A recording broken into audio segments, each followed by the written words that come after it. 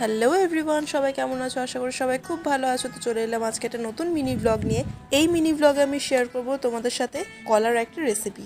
তার জন্য প্রথমে আমি একটা কলা ছাড়িয়ে নিয়ে সেটাকে স্ম্যাশ করে তার মধ্যে ছেঁকে নিলাম ছোট কাপের 1 কাপ ময়দা, আর সেইটাকেই আমি অল্প অল্প জল দিয়ে ভালো করে মিক্স করে নেব। এরপর আমি কাপের মধ্যে নিয়ে নিলাম একটু গরম জল, আর সেটাতে অল্প একটু পাউডার দুধ দিয়ে ভালো করে মিশিয়ে দিয়ে দেবো সেই মিশ্রণের মধ্যে। এরপর দিয়ে নেব একটু বেকিং পাউডার আর 1 চামচ সুজি। এরপর সেটাকে ভালো করে মিশিয়ে নিয়ে দিয়ে দেব 2.5 চামচ চিনি।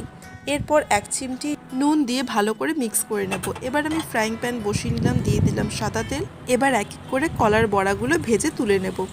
তোমরাও এই রেসিপিটা বাড়িতে ট্রাই করে দেখতে পারো, আর কেমন লাগলো অবশ্যই কমেন্ট করে জানিও। এই মিনি ব্লগটা আমি এখানেই শেষ করছি। যদি তোমাদের ভালো লেগে থাকে তবে লাইক, শেয়ার, সাবস্ক্রাইব করে দিও।